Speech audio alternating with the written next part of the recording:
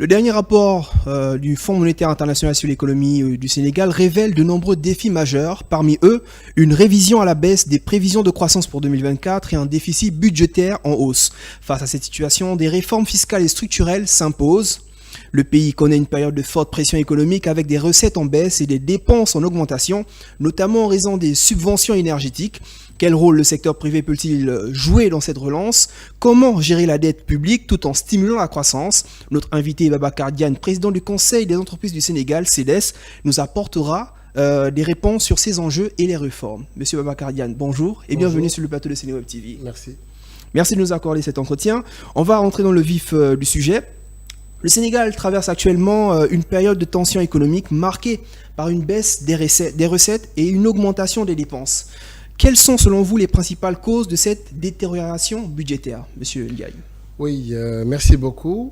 Je pense que c'est un grand plaisir de trouver des réponses idoines à ces questions que je trouve déjà pertinentes pour l'homme. Alors, c'est vrai le Sénégal est en train de passer à un environnement des affaires qui n'est pas très reluisant pour créer l'épanouissement du secteur privé. On note une baisse considérable des recettes fiscales et des recettes douanières. On note aussi une augmentation des déficits et de l'augmentation des dépenses. Tout cela est dû, je pense, à 12 ans de règne de l'ancien régime qui a été vraiment catastrophique sur pas mal de domaines. Malgré, si on a des taux de croissance de 4 à 5%, c'est des croissances qu'on peut faire une analyse analytique pour savoir la croissance se compose de quoi. Est-ce que la croissance elle est inclusive ou non? Est-ce qu'elle a été créée par des capitaux sénégalais ou non? Je pense, rien que les chiffres qu'on a, au dernier trimestre de 2023, on avait une croissance de 4,2%. Et le premier trimestre de 2024, on est à un taux de croissance de 2,1%. Ça veut dire qu'on a perdu plus de 2 points sur la croissance. Et là, cela est dû à des impairs. Parce qu'une dette, je pense, que doit être utilisée en grande partie sur ce qu'on appelle les valuable projects. Des projets qui vont te générer de la valeur ajoutée, qui vont te générer des revenus additionnels, qui vont te rajouter d'autres sources de financement. Comme des actifs, en quelque sorte. Oui. Alors, par exemple, on a investi sur la terre plus de 1400 milliards, 1100 milliards, sur le BRT plus de 600 milliards, sur d'autres projets qui n'étaient pas opportuns et qui ont bouffé beaucoup d'argent, plus de 2000, 2200 Mais le terre milliards. enregistre des rentrées d'argent quand même? Ou bien c'est pas assez Oui, mais c'est pas de rentabilité économique. Ça veut dire rentrées, oui. Mais l'État est contraint de subventionner la terre à plusieurs milliards par mois. Par mois, je dis. Pour dire que c'est assez balèze. Alors pour moi, les choix d'investissement n'étaient pas les meilleurs choix. Je pense. L'État devait, par exemple, je donne juste un exemple d'école. On va commencer à produire du pétrole et du gaz. On n'a pas une raffinerie qui permette de raffiner le pétrole ou notre part de pétrole. On parle de la SAR, je crois. Non, la SAR a une capacité de 1,2 million, qui doit aller à 1,5 million. Alors on a un besoin de plus de 3 millions. Alors on devait penser, par exemple, à mettre en place une raffinerie 2.0 qui permettra au moins de raffiner les 10% qu'on a, c'est 10 000 barils par jour. Par le mois, ça peut être énorme. Par l'année, c'est plus de 4 millions de barils. Et là, ça pourrait permettre non seulement de répondre aux besoins nationaux déjà, à la consommation nationale, mais de développer aussi les chaînes de valeur sur la pétrochimie. Alors là, c'est des investissements rentables et toute la chaîne de valeur pourrait créer des valeurs ajoutées et créer une masse critique qui permette à l'État de faire face aux autres dépenses. Dans le même sillage, le gaz aussi. On devait investir sur le port méthanier, par exemple. On n'en a pas. À Saint-Louis, c'est la raison pour laquelle toute la production de gaz a été vendue. Tu peux imaginer un peu. Toute la production a été vendue parce qu'on n'a pas de port méthanier qui te permette de stocker le gaz. Alors ça, ce sont des projets dont le Sénégal avait pour un besoin, pays qui envisage d'être un exportateur de oui. pétrole et de gaz, alors que tu n'as même pas où circuler ces produits-là. Tu n'as même pas des chaînes de valeur qui permettent d'investir sur la pétrochimie. Parce que ce n'est pas la production qui permet de gagner de l'argent, mais c'est la pétrochimie, la chaîne de valeur. C'est beaucoup d'emplois. Donc il y a tout un écosystème encore à construire. Il y a tout un écosystème à faire. Alors là, je pense que l'État devait plutôt s'orienter vers ces projets, et aussi dans l'agrobusiness aussi, il y a à faire, dans l'élevage, il y a à faire, dans la pêche, il y a à faire. C'est la raison pour laquelle nous vivons pour le moment des jeunes qui prennent le risque de se noyer et tout s'ensuit. Ça, c'est alarmant quand même. D'accord. Alors ça, c'était la petite parenthèse dette. On revient au rapport du FMI. Comment évaluez-vous les principales conclusions du rapport du Fonds monétaire international, notamment en ce qui concerne le ralentissement de la croissance et l'augmentation du déficit budgétaire? Oui, je peux en parler parce que je fais partie des Sénégalais qui sont auditionnés à chaque année par les bailleurs de fonds quand il y a une mission au Sénégal. Dans le cadre du secteur privé, étant donné que je représente le CEDES, une branche du secteur privé des micro et des petites entreprises du Sénégal. Alors, je pense que le rapport est assez fidèle quand même, mais le rapport reflète quand même la mauvaise gestion qui a eu lieu au Sénégal depuis 12 ans, comme je l'ai dit. Comme je l'ai dit, parce que quand on est à un déficit de 7,5%, alors que le taux moyen admis par l'UEMOA est de 3%, ça pose problème. Parce que là où je vous dis les dépenses qu'on devait faire le Sénégal, pour le moment, enregistre un déficit de plus de 80 à 90 milliards. Rien que le premier trimestre, on était à 550 milliards de déficit. Ça pose problème. Alors que on avait prévu un déficit 2024 à 840 milliards. Au mois de juin, on a déjà dépassé le niveau de déficit qui était prévu. Pourquoi? Parce que les charges d'exploitation, les charges de fonctionnement restent intactes. On n'a pas les recettes. On n'a pas les recettes visées pour permettre de répondre à ça. En plus de ça, il y a ce qu'on appelle les intérêts de la dette, les services de la dette, à savoir les amortissements qui est à hauteur de 152 milliards. Produire du pétrole et du gaz, donc nos ressources phares actuellement, est-ce que cela ne va pas un peu freiner les futurs investisseurs ou bien les futures entreprises désireuses de venir investir au Sénégal? Non, je ne crois pas. Je ne crois pas, parce que pour le moment, les ressources minières qu'on a, c'est en abondance de toute façon. C'est la raison pour laquelle je dis qu'on n'a pas de problème de partenaire, on a un problème de business model. C'est le business model qui n'est pas bon, qui n'est pas adapté à la réalité du Sénégal pour le moment. Et diminuer les exonérations, ça peut être une bonne chose. Et l'argent que tu en train de perdre, cette manne financière pourrait permettre à l'État d'investir dans les chaînes de valeur. Parce que l'État doit avoir d'autres sources de revenus additionnelles et innovantes. On ne peut pas juste se consacrer sur les impôts et la fiscalité. Ça, c'est dépassé maintenant. Les pays émergents, ils ont d'autres sources de revenus. Imaginez, juste une seule fois, que le Sénégal puisse avoir sa raffinerie 2.0. Et disent aux bailleurs, et disent aux producteurs de pétrole et de gaz que toute la production sera raffinée au Sénégal. Combien d'emplois on va créer? Combien de plus-values nous allons générer? Combien de valeur ajoutée ça devrait créer? Et ça, je pense que c'est un modèle économique dont on a besoin qui va permettre au Sénégal d'être ici au sommet. C'est ça de l'émergence pour moi. C'est créer de la richesse pour les Sénégalais et pour l'État du Sénégal. Et maintenant, ce qu'on peut gagner sur le pétrole et le gaz, c'est 4 fois plus que ce qu'on gagne sur les recettes fiscales et les recettes douanières, je pense. Ce qu'il faut faire, pour moi, c'est ça le vrai challenge. Et je pense que le gouvernement a compris ce modèle, et ce modèle économique. Et je pense qu'ils sont en train de travailler sur ça pour la réalisation de ces grands chantiers.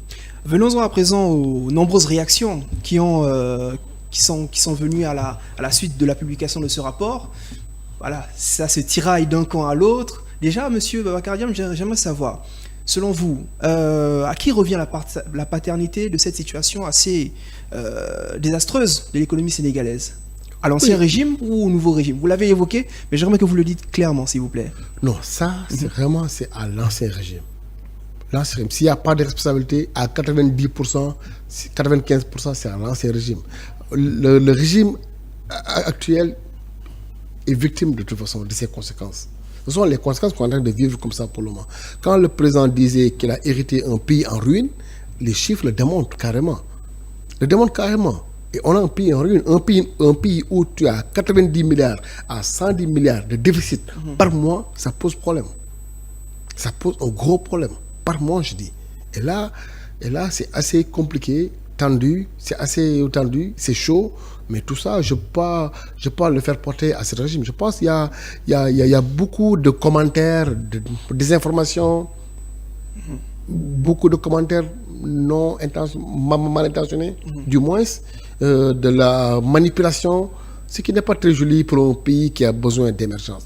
Il faut qu'on essaie de dépassionner le débat économique, même le débat politique. La politique ne nous fait pas vivre. Il faut que les Sénégalais maintenant commencent à apprendre à commencer à travailler. C'est le travail. Il faut continuer à travailler encore. Il faut essayer dans les logiques de création de valeur ajoutée, création de richesse, création de revenus additionnels. C'est ça qui nous fait vivre. Ce n'est pas la manipulation des chiffres, des rapports, la désinformation.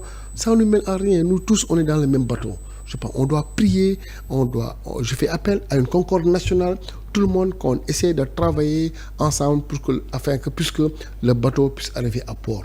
C'est ça le salut du Sénégal, c'est ça le salut des citoyens sénégalais. Mais monsieur Diagne, loin de moi l'envie de passionner davantage ce débat ou de mettre encore de l'huile sur le feu, mais le FMI, le Fonds monétaire international, dans son rapport de juin dernier, était plutôt très optimiste pour le Sénégal et projetait même une croissance à 7,1%, en tout cas plus de 7%. Et a revu ses ambitions à la baisse dans ce dernier rapport de septembre. Mais alors, en juin dernier, c'était le nouveau régime, c'était assez reluisant. Mais pourquoi alors ce changement brusque, je peux le dire ainsi? Non, moi je pense que ce n'était pas assez illusoire parce que parce qu'on parlait quand même d'une croissance de 7% en 2024, 10%. Nul n'est censé ignorer 10,1% en 2025. Que le FMI travaille sur des rapports trimestriels. En juin, il n'avait pas les rapports semestriels. Ils avaient que le rapport de janvier à mars. Et c'est déjà assez compliqué. Et on avait pensé que d'ici le mois de juin, le pétrole devait démarrer et le gaz devait démarrer. Et ça pourrait créer des ressources additionnelles permettant de faire face au déficit. Mais tel n'est pas le cas. C'est le pétrole qui a démarré au ralenti. Là, on ne gagne que rien parce qu'on ne raffine pas ici et tout ça. Tellement c'est nébuleux. C'est la raison pour laquelle, de mois en mois, comme j'ai un déficit de 90 milliards, de janvier à mars, bon, c'est gérable. C'est gérable. De mars, avril, mai, juin, ça devient compliqué. Septembre, octobre, ça devient alarmant. On est dans cette situation. Chaque mois qui passe, c'est un déficit qui se crée. C'est comme un trou béant de toute façon. Mais quand le FMI parlait au mois de juin, il n'avait pas à sa possession le rapport semestriel. Ils avaient le rapport trimestriel, janvier, février, mars. C'est la raison pour laquelle les ambitions qu'on avait sur un taux de croissance de 7,1%, on l'a diminué à 5,8, 5,9%. Déjà. Mais ça va repartir en 2025, là où on aura un peu la maîtrise, il y a le gaz qui sera là. Pourrait-on atteindre les 10% espérés pour 2025? Oui. Moi, je pense que c'est 2025, ça sera une bonne année de relance économique. Moi, je l'espère bien. Et puis, ce qu'ils ont dit, parce que les FMI, sur le rapport, ils ont dit que vraiment, ils sont d'accord avec le gouvernement déjà sur tout ce qui approche des réductions des comptes. Parce que aussi, ça a posé un gros problème au Sénégal. La bonne gouvernance publique et privée. Et ça a été un peu la faille, la faille de gestion gabégique du Sénégal. Pendant 12 ans, on a été victime de ça. Mais je pense que le FMI est d'accord sur ça. Et même les nouvelles réformes que l'État doit en train de faire, la nouvelle approche, la dynamique de souveraineté, le FMI aussi est dans ce sens-là. Mais on ne doit pas juste se contacter de FMI ou non, de toute façon. Nous devons savoir où nous allons et comment nous y allons. Et ça, je pense que c'est ça le plus important. L'idée, c'est comment les Sénégalais peuvent participer à la création de valeur ajoutée nationale. Un modèle de développement économique endogène. Où sera porté par des citoyens sénégalais. Parce que aussi ça, je vous dis, les bailleurs, oui, le FMI, la Banque mondiale, mais ils sont là pour des intérêts d'autres partenaires. C'est du business. Ils font du business.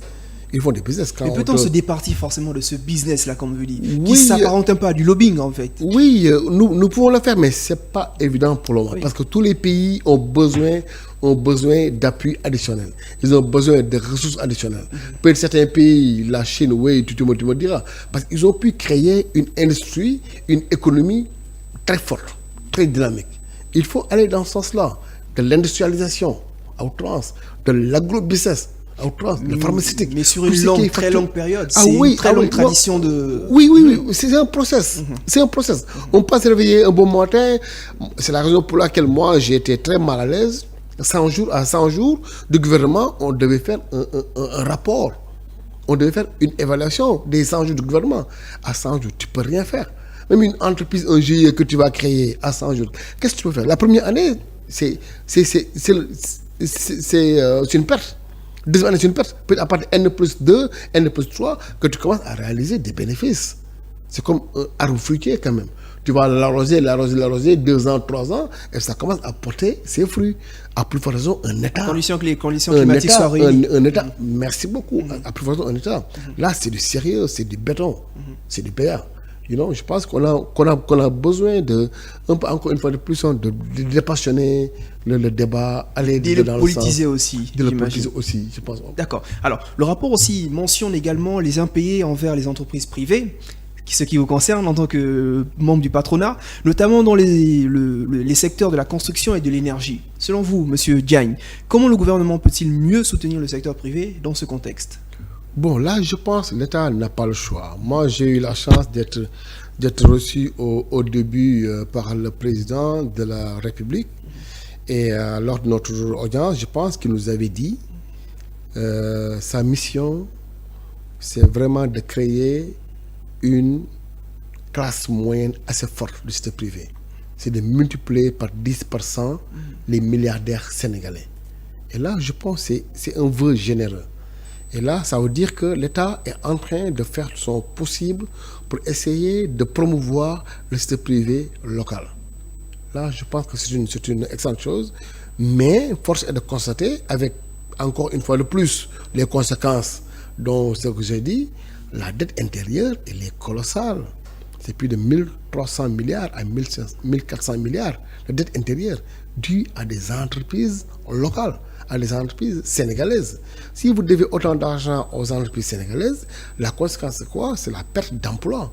Et à l'instant où nous sommes, où on a 223 000 demandeurs d'emploi par an, il n'est pas question qu'il y ait une perte d'emploi sur une entreprise. Mais l'État a hérité de ces dettes-là, qui durent depuis 2 ans, depuis 3 ans, et ça pose un problème. Mais il faut impérativement que l'État trouve des solutions adéquates de financement permettant de résorber une partie de la dette intérieure. Mais d'après le FMI, l'État du Sénégal s'est engagé fortement à partir de 2025 d'arrêter tout ce qui est les dettes impayées et la dette au niveau des entreprises sénégalaises. Ça veut dire quoi? L'État fera tout son possible que les dettes contractées à partir de 2025 seront payées à temps. Il faut impérativement aussi initier des mécanismes, par exemple, d'affacturage. Et ça permettra de payer sous huitaine les entreprises qui sont en difficulté aussi. Ça permettra un peu de donner un peu de tournus. Parce que quand une entreprise est en difficulté financière, mais c'est assez compliqué. Ça ralentit l'activité économique. Ça diminue les recettes fiscales. Ça diminue la création de valeur ajoutée. Ça diminue le PIB. Ça diminue la croissance. Tout ça, tout ce qui est bon pour l'entreprise est bon pour l'État du Sénégal. Tout ce qui est mauvais pour l'entreprise, encore vice-versa, n'est pas bon pour l'État du Sénégal. C'est la raison pour laquelle l'État a l'obligation d'accompagner son secteur privé. En parlant du secteur privé, vous parlez d'accompagnement. Un mot peut-être sur les entreprises de presse qui sont confrontées à des problèmes de trésorerie assez importantes et qui ont la corde au cou encore avec le remboursement des impôts, bien le paiement des impôts. Dans ce secteur aussi, faut-il aussi faire preuve de bienveillance envers eux, selon vous? Oui, ce n'est pas par rapport aux entreprises de presse, c'est par rapport à l'entreprise en général, au secteur privé. Moi, j'aurais suggéré que l'État puisse mettre en place des cadres de concertation fiscale, où il y aurait des comités avec les entreprises de presse, où on va discuter cas par cas de toutes les problématiques et essayer d'apporter des solutions. On est dans cette dimension. Pour moi, aucune entreprise ne doit fermer à cause des problèmes de fiscalité. C'est déjà le cas pour ces entreprises de presse. Ce qui n'est pas bon, ce qui n'est pas bon pour le Sénégal, pour les emplois. Une entreprise ne doit pas être fermée pour des problèmes de fiscalité. On dit que toujours trop d'impôts, ça tue l'impôt. L'impôt peut tuer l'impôt aussi. Tu mets autant de pression, c'est la pondeuse. Tu mets autant de pression, tu n'auras plus de toute façon. Il faut impérativement, l'État puisse changer de paradigme, essayer de travailler en commercial, en relation publique avec les acteurs du secteur privé. C'est créer déjà un cadre de consultation, essayer de voir comment faciliter les entreprises à faire des moratoires pour payer les impôts. Même si l'État leur doit de l'argent, l'État vous dit, ok d'accord, moi je vous dois 5 milliards, vous me devez 40 milliards, je vous donne la moitié, l'autre moitié, je le dévale sur ce que vous me devez. L'État peut le faire aussi l'accès au marché. Oui, de la politique, il paraît que c'est arrêté dans pas mal de structures.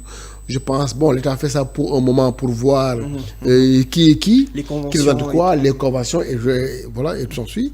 Mais l'État, je pense bien, l'État ira dans une dynamique de relancer cette activité, de permettre aux entreprises de presse d'accéder au marché, mais aussi l'impôt, il faut les payer aussi. Il faut les payer. Tout le monde doit payer l'impôt. Il n'y a pas une discrimination positive parce que tu es agent de presse, parce que tu es agent de presse, mais non. Toutes les entreprises se valent de toute façon. Toutes les valeurs, c'est toujours vraiment des choses qu'ont besoin les citoyens. Un médecin qui ouvre un cabinet médical, il paye ses impôts. Alors tout le monde doit payer l'impôt. Ne pas payer l'impôt au Sénégal, c'est moins grave. Dans les pays développés, c'est un crime. Aux États-Unis, c'est des felonies. C'est un crime financier. C'est la prison directe. On ne doit pas berner avec les impôts parce que l'impôt nous permet d'être en sécurité. L'impôt nous permet une redistribution aussi. C'est pour gérer les inégalités socio-économiques d'un pays. Mais il faut un impôt réfléchi, un impôt intelligent. Et là, on a besoin de soft skills à la direction des impôts domaines pour essayer de trouver des canevas de solutions avec l'ensemble des acteurs. J'imagine que payer les impôts constitue aussi ce jalon de la souveraineté économique tant souhaitée par le Sénégal. Et on espère qu'on y arrivera. Alors, Monsieur Diagne, quel rôle stratégique voyez-vous pour le secteur privé dans le redressement, autant pour moi, économique du pays, notamment en matière de création d'emplois et d'amélioration des infrastructures? Oui, en matière de création d'emplois, je pense que l'État aussi, moi j'appelle vraiment pour la mise en place d'un conseil présidentiel du secteur privé, si c'est possible. Et là, ce serait très intéressant. Depuis 4 ans ou 5 ans, on ne l'a pas organisé. Au début, on avait des rencontres avec le président de la République, le conseil présidentiel de l'investissement, mais ça fait 4 ans qu'on ne l'a pas fait. Je pense qu'on a besoin pour le moment, le temps idéal est maintenant qu'on puisse mettre en place un conseil présidentiel de l'investissement ou bien un conseil présidentiel du secteur privé. Je pense et permettre à tous les acteurs du secteur privé de venir quand même dire ce qu'il faut faire, comment l'État va les accompagner et comment on va développer cette symbiose, ce partenariat public-privé pour relancer l'activité économique. Et ça, je pense qu'on en a besoin et ça, c'est éminent aussi. Il faut aussi que tous les projets de souveraineté, l'accès aux terres agricoles, que l'État puisse accompagner aussi le secteur privé. Parce que souvent, ce qu'on voyait, c'est les investisseurs étrangers qui ont facilité l'accès à 1000 hectares, 2000 hectares, 5000 hectares, alors que les Sénégalais qui veulent investir ne peuvent pas accéder à 10 hectares, à 20 hectares. Je pense qu'il faut un changement de paradigme. L'État peut trouver les moyens, les canevas, avec des termes de référence bien clairs.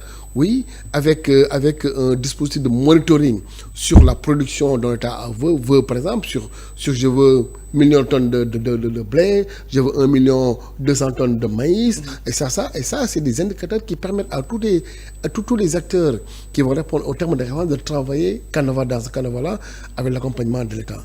Il faut aussi qu'il y ait une banque qui est prête maintenant à prendre risque avec le secteur privé, parce que c'est ce qu'on n'a pas pour le moment. Les entreprises étrangères qui excellent au Sénégal sont accompagnées par leurs banques. Ils ont des Exim Bank. Mais ça, on ne l'a pas au Sénégal. Il faut impérativement aussi qu'on puisse mutualiser les nombreuses banques, institutions financières qu'on a.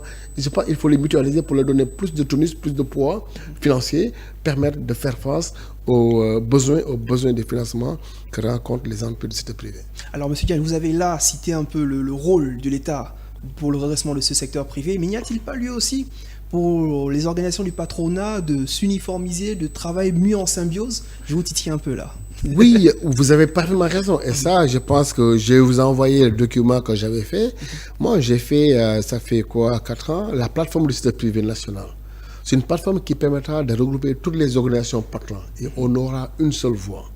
Et ça permettra à l'État C'est possible. Laisse pas la Oui, durée, c'est possible. C'est chaque possible. organisation du patronat. Non, chacun va garder penser, chacun va garder sa propre chapelle. Ça, il n'y a pas de problème. Mais au moins, il y a un crédit fédératif qui est là. Il y a un immeuble qui est là, où toutes les organisations patronales sont là-bas. Tous les États sont là-bas. L'État aura un seul interlocuteur. Et tous les partenariats publics-privés vont se débattre là-bas. Et l'avis de ce privé sera très important sur la signature des conventions de partenariat privé à l'État du Sénégal. Et s'il y a un investisseur étranger qui vient au Sénégal, l'investisseur passera forcément. Il n'y aura pas de conflit de positionnement. Conflit de positionnement entre différents organismes de patronat. Non, il y a de la place pour tout le monde. Il y a de la place pour tout le monde. L'économie, il y a de la place pour tout le monde. On a juste besoin d'être généreux. Mais tout le monde a sa place. Tous les secteurs privés. Ce n'est pas l'histoire de patronat. Moi, je parle de secteur privé, en quelque sorte. Oui, c'est vrai qu'on est dans une organisation patronale, mais les acteurs, c'est les acteurs du secteur privé, bien sûr. Et là, je pense que c'est possible qu'on puisse aller dans ce sens-là et ça permettra d'avoir une seule voie. Et l'État aussi pourra les accompagner à développer la diplomatie économique permettant à ces acteurs de ce privé de gagner des parts de marché hors du Sénégal. Et ça, c'est possible. Alors, le secteur privé national semble avoir du mal à être compétitif face à la concurrence internationale. On l'a vu. Quelles sont, selon vous, les principales entraves à sa compétitivité? Oui, c'est autant le problème. Il y a la pression, il y a le problème de la pression fiscale. Il y a aussi le problème de mise à niveau. Là aussi, ça pose un problème. Il y a un problème aussi de l'énergie qui coûte trop cher au Sénégal. L'énergie, ça coûte trop cher. Et même l'emploi aussi, c'est très contraignant. Imaginez-vous, je peux vous donner un exemple d'école. Moi, dans mon entreprise, on a des contrats au ministère du Travail qui durent 4 mois. 4 mois, 5 mois, ce n'est pas validé. Et ça pose problème. Tu lui demandes c'est quoi le problème, il dit qu'ils n'ont pas d'inspecteur pour la validation. Des contrats qui durent 4 mois à l'inspection du travail. Comment on veut que les entreprises se formalisent alors que l'État ne met pas les ressources humaines pour ça? Et ça, je pense, c'est une problématique que l'État doit essayer de répondre carrément, rapidement, le plus rapidement possible de toute façon. Mais je pense qu'il y a toujours de la marge permettant à l'État du Sénégal de travailler en partenariat, en bonne symbiose avec le secteur privé. Je vous remercie, Monsieur Babacar Diagne. On rappelle, vous êtes le président du Conseil des entreprises du Sénégal, CEDES. On vous remercie pour vos éclairages fort pertinents. C'est moi. Merci beaucoup et merci aussi à vous, chers téléspectateurs, internautes de Sénéweb TV. Rendez-vous dans un prochain entretien. D'ici là, restez connectés à nos différentes plateformes sur seneweb.com, sur notre chaîne YouTube Sénéweb TV, mais aussi sur notre web radio, Sénéweb Radio, Sénéweb FM. Donc à bientôt et portez-vous bien.